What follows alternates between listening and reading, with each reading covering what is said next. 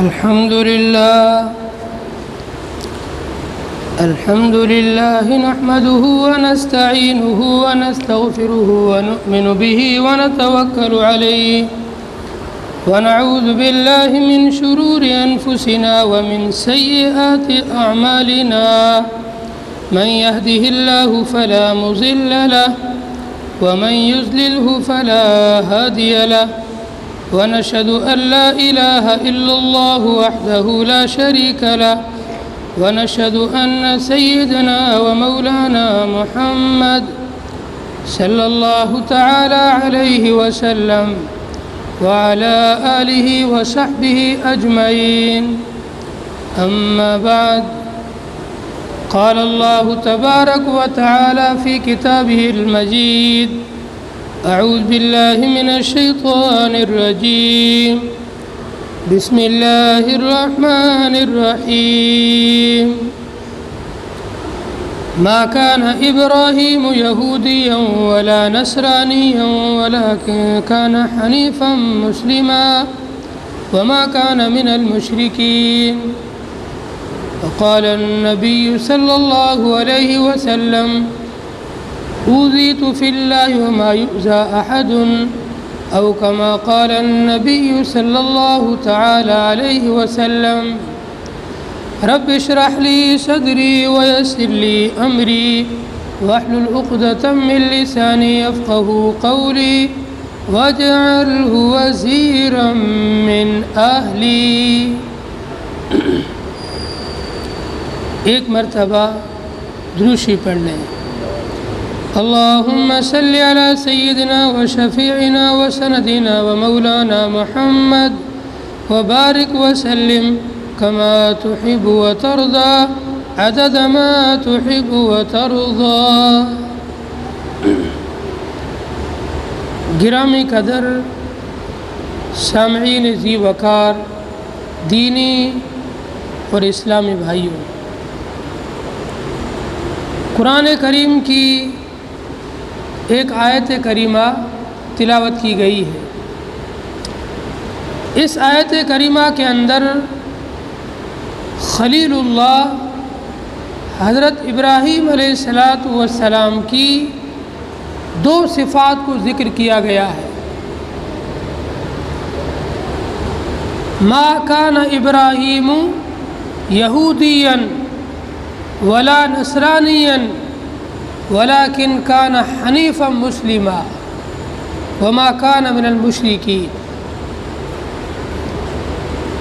خلیل اللہ حضرت ابراہیم علیہ السلام جن کا لقب ہے خلیل. خلیل بولتے ہیں دوست کو. خلیل اللہ اللہ کے دوست. حضرت ابراہیم علیہ السلام کی زندگی کے اندر توحید کا پہلو بہت ہی زیادہ نمایاں ہے. توحید کا سبق اور توحید کا درس جو ابراہیم علیہ السلام کی زندگی میں ملتا ہے، بہت ہی کم لوگوں کی زندگی میں ایسا سبق آپ کو ملے گا. اور قرآن کریم کے اندر جن بڑے بڑے انبیاء کا ذکر آیا ہے، ان میں سے ایک خلیل اللہ حضرت ابراہیم علیہ السلام بھی ہے. اور اللہ نے قرآن پاک کے اندر ایک سورت اتاری اور پوری سورت کا نام رکھا سورہ ابراہیم. آپ اندازہ لگائیں ابراہیم علیہ السلام کا کیسا اخلاص ہوگا اور کیسے ان کے اندر توحید ہوگی، اور اللہ کے خاطر انہوں نے کیسی کیسی قربانیاں دی ہوگی کہ اللہ نے قرآن کے اندر ان کے واقعات تو بار بار ذکر کیا، ایک پوری سورت ہی ان کے نام سے اتار دی، سورہ ابراہیم. ان انبیاء کے واقعات کو کیوں ذکر کیا جاتا ہے؟ بھائی قرآن میں کیا چیز ہے؟ قرآن کریم کے اندر 3 چیزیں ذکر کی گئی ہیں. سب سے پہلی چیز احکامات. اللہ نے احکامات نازل فرمائے، نماز پڑھو، روزے رکھو، زکوٰۃ دو، حج کرو، یہ احکامات اسلام ہیں، اس کا تذکرہ قرآن میں۔ دوسری چیز سیرت، نبی کی سیرت کو ذکر کیا گیا ہے، اور تیسری چیز قصص اور حکایات انبیاء، اور دوسرے قصص بھی آئے۔ تو یہ انبیاء کے واقعات کو قرآن میں کیوں ذکر کیا گیا ہے؟ کیا مقصد ہے ان کا؟ انبیاء کے واقعات کو ذکر کرنے کا مقصد لوگوں کے لیے نصیحت اور عبرت، لوگ ان واقعات سے عبرت حاصل کریں، ان سے نصیحت حاصل کریں، اور ان واقعات کو سن کر کے ان کے اندر عمل کا جذبہ پیدا ہو، قربانی دینے کا جذبہ پیدا ہو۔ خلیل اللہ ابراہیم علیہ السلام کی زندگی عجیب و غریب واقعات سے بھری ہوئی ہے، ایسی ایسی قربانیاں دی، آدمی ان قربانیوں کو سن کر کے حیرت میں پڑ جاتا ہے کہ انسان بھی ایسا کر سکتا ہے کیا؟ وہ خلیل اللہ نے کر کے بتلایا، کر کے دکھلایا۔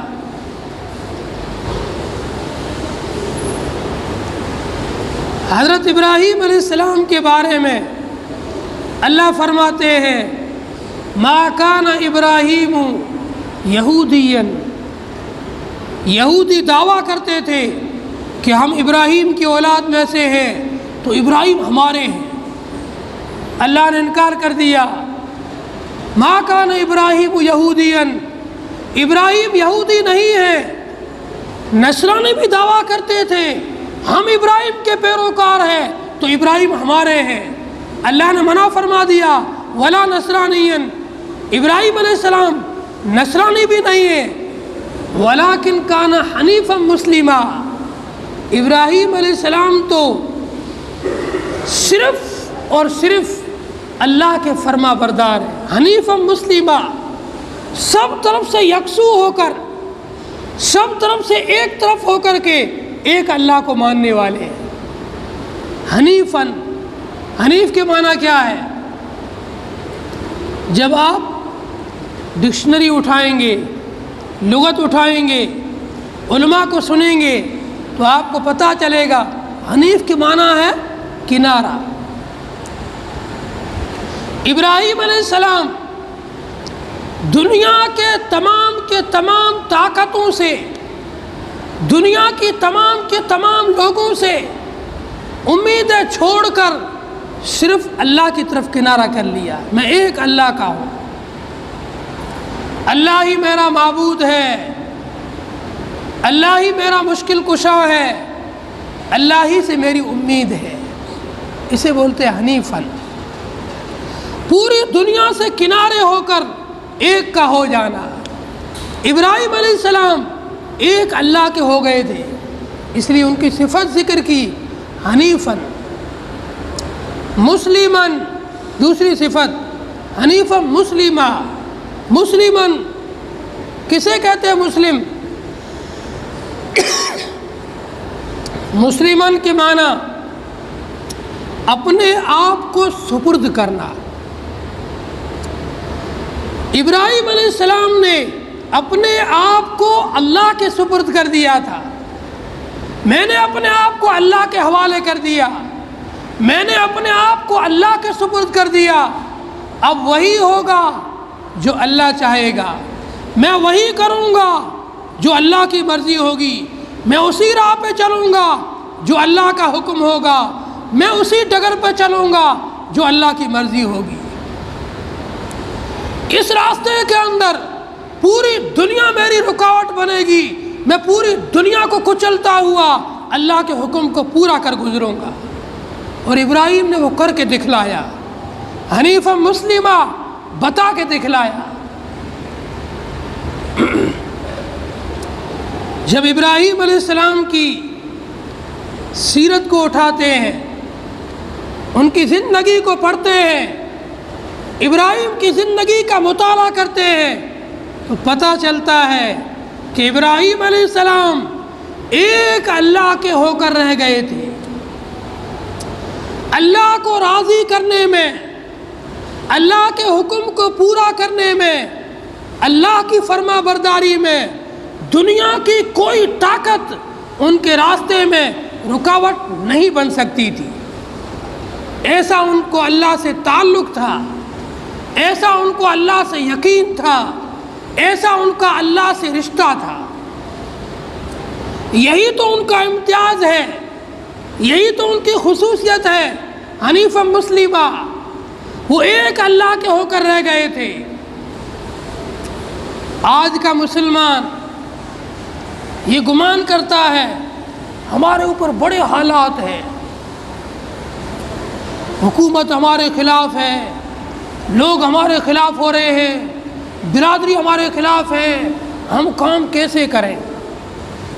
کام کرنے والوں کو کسی کا ساتھ نہیں چاہیے، ایک اللہ کا ساتھ چاہیے۔ انبیاء کرام کی جماعت اس کام کو کر کے بتلا کے گئی ہے کہ جس کو دین کے اوپر چلنا ہو، جس کو اللہ کے احکامات پر چلنا ہو، جس کو صحیح ڈگر پر چلنا ہو، جس کو صراط مستقیم پر جمنا ہو، دنیا کی کسی طاقت کا ساتھ نہیں چاہیے، ایک اللہ کا ساتھ چاہیے۔ انبیاء کرام کی جماعت کا مشن یہی تھا۔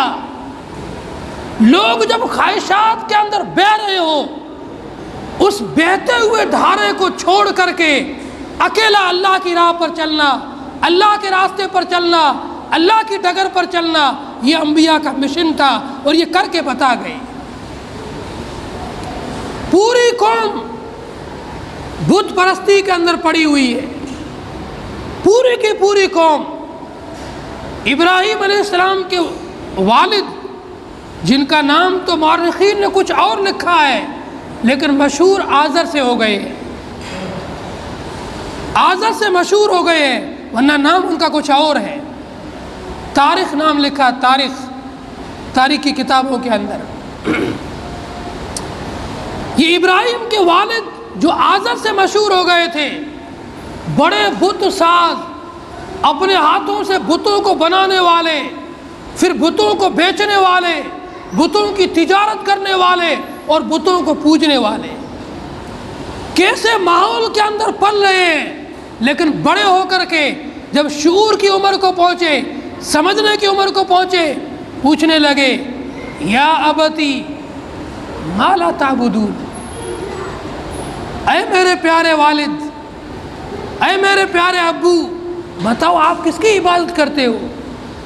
وہ کہنے لگے ہم تو انہی کی عبادت کرتے ہیں جن کو ہم اپنے ہاتھوں سے تراشتے ہیں، بناتے ہیں۔ ابراہیم علیہ السلام پوچھنے لگے هل يسمعون او يبصرون، کیا یہ لوگ دیکھتے ہیں یا تمہاری باتوں کو سنتے ہیں، تمہارا کچھ بھلا کرتے ہیں، تمہیں کسی چیز کا نقصان دے سکتے ہیں؟ وہ کہنے لگے یہ سب کام تو پتھر نہیں کر سکتا ہے۔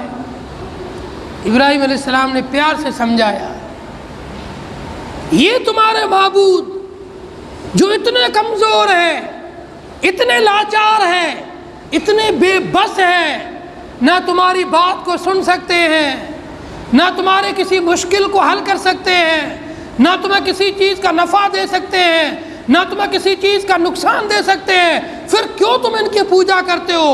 اف ہے تمہارے اوپر اور تمہارے معبودوں پر۔ باپ نے ڈرایا، دھمکایا، اے ابراہیم اگر ان باتوں سے باز نہیں آیا میں تجھے رجم کر دوں گا، میں تجھے ختم کر دوں گا، میں تجھے در بدر کر دوں گا، گھر سے بھگا دوں گا، ملک بدر کر دوں گا۔ ابراہیم علیہ السلام اپنی توحید کے اندر پکے تھے۔ یہی تو ابراہیم کی زندگی کا خصوصی امتیاز ہے، توحید کے اندر ایسے پکے تھے، گھر چھوٹے تو چھوٹ جائے، برادری چھوٹتی ہے تو چھوٹ جائے، ماں باپ چھوٹتے ہیں تو چھوٹ جائے، لیکن توحید ہاتھ سے نہ چھوٹے، وحدانیت کا جھنڈا ہاتھ سے نہ چھوٹے، اللہ کی ایک ہونے کا جھنڈا ہاتھ سے نہ چھوٹے۔ باپ سے کہنے لگے سلام علیکم، سلامتی ہو تم پر، اگر توحید کی وجہ سے تم مجھے گھر سے نکال رہے ہو، میں خوشی سے گھر سے نکل جاتا ہوں۔ یہ ابراہیم علیہ السلام کی زندگی کا ایک نمونہ ہے، یہ ابراہیم علیہ السلام کی زندگی کا ایک درس ہے۔ دنیا میں کتنے بھی حالات ہمارے مخالف آ جائے، پورا کنبہ ہمارے مخالف ہو جائے، پوری برادری ہمارے مخالف ہو جائے، پورا کا پورا معاشرہ ہمارے مخالف ہو جائے، حکومتیں ہمارے مخالف ہو جائے، لیکن اللہ کے حکم کو پورا کرنے میں ان رکاوٹوں کی کوئی حیثیت نہیں ہے۔ حضرت خلیل اللہ ابراہیم نے کر کے بتا دیا، اور اس سے آگے پھر کیا، یہاں تک تو صرف والد کو سمجھایا، پھر آگے عمل کر کے دکھلایا۔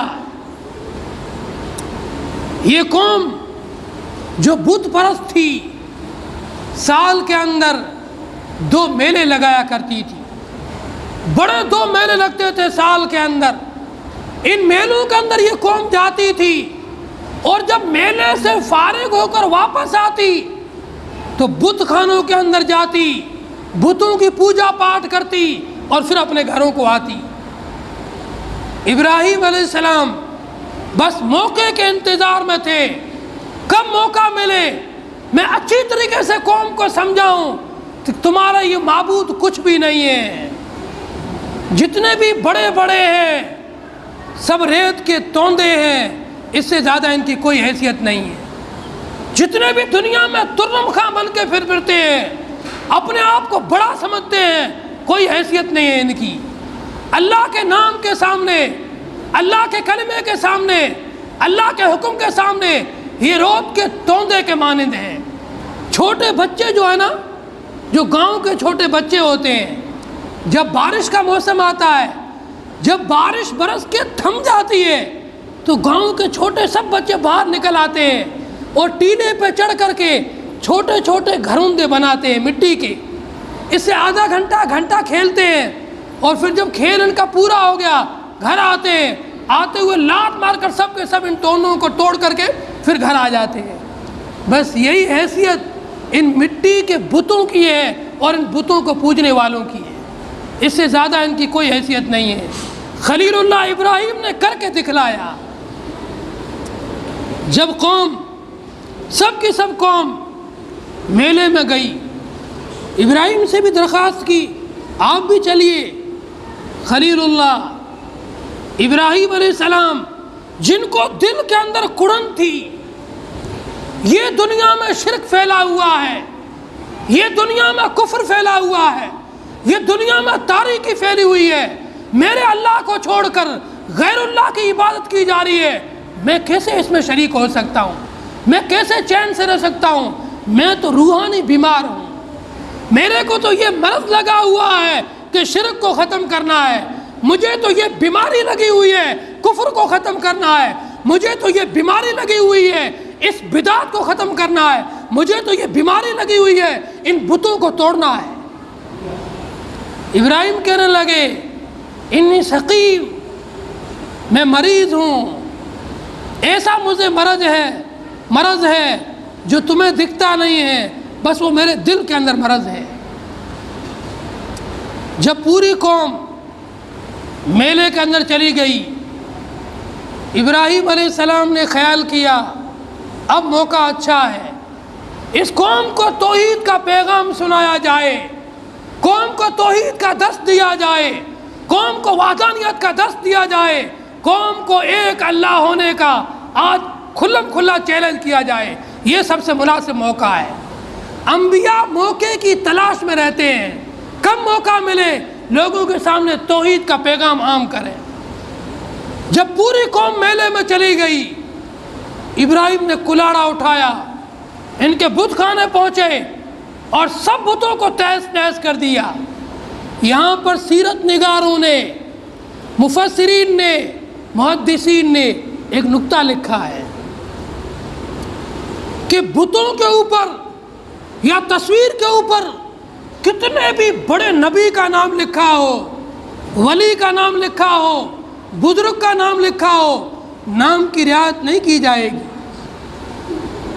اس قوم نے بھی اپنے بڑے بڑے بزرگوں کے نام لکھ رکھے تھے، جب خلیل اللہ ابراہیم بت خانے میں پہنچے ہیں، کسی نام کی رعایت نہیں کی، ایک طرف سے کھڑے ہوئے اور سب کو تہس نہس کر دیا، کسی کی ٹانگ توڑ دی، کسی کا سر دھڑ سے جدا کر دیا، اور سب کو توڑ کر کے بڑے والے بت کے گردن کے اندر کنارا لٹکا کر واپس آ کے گھر میں سو گئے۔ اور یہی کام تاجدار مدینہ حبیب کبریا محمد مصطفیٰ ہم سب کے پیارے آقا مدنی کریم صلی اللہ علیہ وسلم نے فتح مکہ کے موقع پر کر کے بتایا۔ جب مکہ فتح ہوا، بیت اللہ کے اندر بھی 360 بت رکھے ہوئے تھے۔ اللہ کے نبی جب بیت اللہ کو کھول کر اندر گئے، دیکھا کہ بت رکھے ہوئے ہیں، کسی بت کے اوپر بہت بڑے نبی کا نام لکھا ہوا ہے، کسی پر اسماعیل کا نام لکھا ہے، کسی پر ابراہیم کا نام لکھا ہے، کسی پر اور کسی ولی کا نام لکھا ہے، کسی کی رعایت نہیں کی۔ ایک طرف سے صحابہ کو حکم دیا توڑ کے سب کو باہر پھینک دو، کسی کے نام کی رعایت نہیں کی جائے گی۔ سب کو صاف کر دیا، بیت اللہ کو صاف کر دیا۔ جب قوم میلے سے واپس بت خانے آئی، دیکھا کہ یہاں تو سب بت ٹوٹے پڑے ہیں اور سب بت تہس نہس ہوئے پڑے ہیں۔ قوم کہنے لگی من فعل ھذا بآلہتنا، ہمارے معبودوں کے ساتھ ایسا کس نے کیا ہے؟ ایک جوان کھڑا ہوا، کہنے لگا اے بادشاہ، اگر جان کی بخشش ہو تو میں بتاتا ہوں، یہ کام صرف ایک آدمی کا ہو سکتا ہے اور کسی کا نہیں۔ کہ جان کی بخشش سے بتاؤ، یہ کام صرف ابراہیم کا ہو سکتا ہے، کیونکہ ہماری پوری سوسائٹی میں، پورے معاشرے میں، پورے شہر اور بستی میں صرف ایک ہی آدمی ہے جو ان بتوں کی برائی کرتا ہے، ایک اللہ کی دعوت دیتا ہے، وہ ابراہیم ہے۔ باقی تو سب بتوں کے پجاری ہیں، وہ پجاری تو یہ کام کر ہی نہیں سکتے ہیں۔ اب بادشاہ نے ابراہیم علیہ السلام کو بلایا۔ جب ابراہیم علیہ السلام بادشاہ کے سامنے حاضر ہوئے، قوم بھی بیٹھی ہے، آج تماشا دیکھیں گے ابراہیم کے ساتھ کیا ہوتا ہے۔ جب ابراہیم علیہ السلام پوری قوم کے سامنے، بادشاہ کے سامنے حاضر ہو رہے ہیں، بالکل اطمینان سے، کوئی ڈر نہیں، کوئی خوف نہیں کہ میں اکیلا ہوں، پوری قوم میری دشمن ہے، بادشاہ بھی میرا دشمن ہے، حکومت میری دشمن ہے، آج مجھے کیا سزا دی جائے گی، کوئی ڈر نہیں ہے۔ بالکل بے خوف اور نڈر ہو کر ابراہیم علیہ السلام سینہ تان کر جب بادشاہ کے سامنے کھڑے ہوئے، بادشاہ کہنے لگا من فعل بآلہتنا یا ابراہیم، اے ابراہیم، ہمارے معبودوں کے ساتھ ایسا کس نے کیا ہے؟ ابراہیم علیہ السلام کہنے لگے فاسأل بکبیرہم، مجھے کیوں پوچھ رہے ہو؟ دنیا کا قانون یہ ہے، کہیں پر کوئی حادثہ ہو جائے اور وہیں پر کوئی پاس میں ہتھیار لے کر کھڑا ہو تو ہتھیار والا پکڑا جاتا ہے۔ تمہارے بت ٹوٹے پڑے ہیں اور ہتھیار تمہارے بڑے بت کے پاس میں، اس سے پوچھو یہ تمہیں بتائے گا۔ اس بڑے بت کو ابراہیم نے کیوں چھوڑا؟ قوم کو پیغام پہنچانے کے لیے، قوم کو لاجواب کرنے کے لیے، وحدانیت کا پیغام دینے کے لیے۔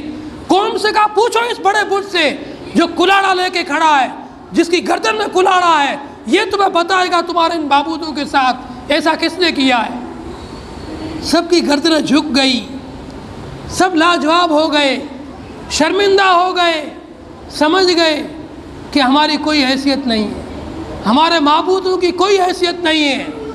اکیلا خلیل پوری حکومت پر غالب آ گیا، اکیلا ابراہیم پوری قوم پر غالب آ گیا، سب کو لاجواب کر دیا۔ اور یہ باطل کا شیوا ہے، باطل کا طریقہ ہے، جب لاجواب ہو جاتا ہے تو بس بازو چڑھا لیے اور لڑنے پہ آ جاؤ، یہی اس کا آخری ہتھیار ہے۔ جب قوم لاجواب ہو گئی، بادشاہ لاجواب ہو گیا، حکومت لاجواب ہو گئی، کوئی جواب نہیں ہے۔ بادشاہ کہنے لگا اے لوگوں جمع ہو جاؤ، اپنے معبودوں کی مدد کرو اور ابراہیم کو جلا دو۔ ابراہیم علیہ السلام کو آگ میں ڈالنے کے لیے اتنی لکڑیاں جمع کی، اتنی بڑی آگ جلائی، اتنی بڑی آگ جلائی، کئی کلومیٹر کے اندر آگ پھیلی ہوئی ہے، اور آگ اتنی اونچائی کے اندر تھی، زمین اور آسمان کے بیچ میں آگ کے اوپر سے کوئی پرندہ بھی نہیں گزر سکتا ہے۔ آسمان کو آگ کی لپٹیں چھو رہی تھی اتنی بلندی پر۔ جب ابراہیم علیہ السلام کو منجنیق میں رکھ کر کے اس آگ کے اندر ڈالنے لگے، آسمان حیرت میں سکتے میں آ گیا، زمین بھی سکتے میں آ گئی، فرشتے بھی سکتے میں آ گئے۔ فرشتے عرض کرنے لگے، الہی یہ کیا ماجرا ہے، یہ تیرا کیا قانون ہے، ہماری سمجھ سے باہر ہے، یہ کیا ہو رہا ہے؟ اللہ نے فرمایا، جب میں انسان کو پیدا کر رہا تھا تب تم نے کیا کہا تھا، کیوں پیدا کر رہا ہے اس کو، یہ زمین میں فساد مچائے گا، یہ زمین میں خون ریزیاں کرے گا۔ دیکھو میرے خلیل کو میرے خاطر کس قدر قربان ہو رہا ہے، آگ میں ڈالا جا رہا ہے لیکن کوئی ڈر اور کوئی خوف نہیں ہے۔ جبریل دوڑ کر آئے، اے خلیل کیا میں تیرا ساتھ دوں، کیا میں تیری مدد کروں؟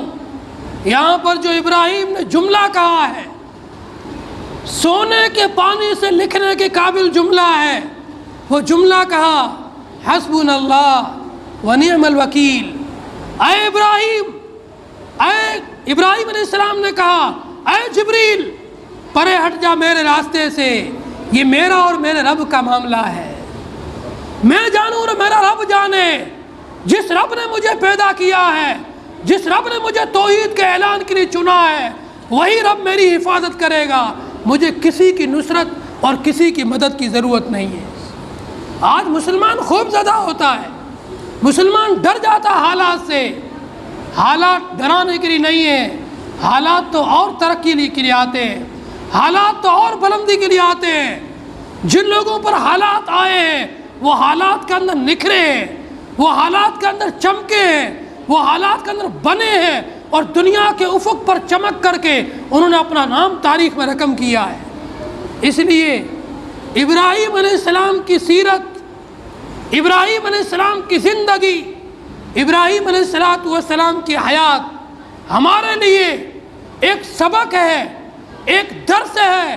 حالات کتنے بھی مخالف ہو، حالات کتنے بھی خراب ہو، اللہ کی ذات پر توکل کر کے کام کیے جاؤ، حالات ختم ہو جائیں گے، تمہارا نام باقی رہ جائے گا۔ وہ جتنے بھی حالات تھے سب چھٹ گئے، اور ابراہیم کا نام آج بھی باقی ہے، اور قیامت تک ابراہیم خلیل اللہ کا نام باقی رہے گا۔ ان ابراہیم کان حنیفا مسلما، ابراہیم تو حنیف تھے، پوری دنیا سے کنارہ کش ہو کر ایک اللہ کے ہو کر رہ گئے تھے، مسلمن اپنے آپ کو اللہ کے سپرد کر دیا تھا، اللہ کے حوالے کر دیا تھا۔ اگلے جمعہ بھی انشاءاللہ حضرت ابراہیم علیہ السلام کی سیرت پر گفتگو ہوگی۔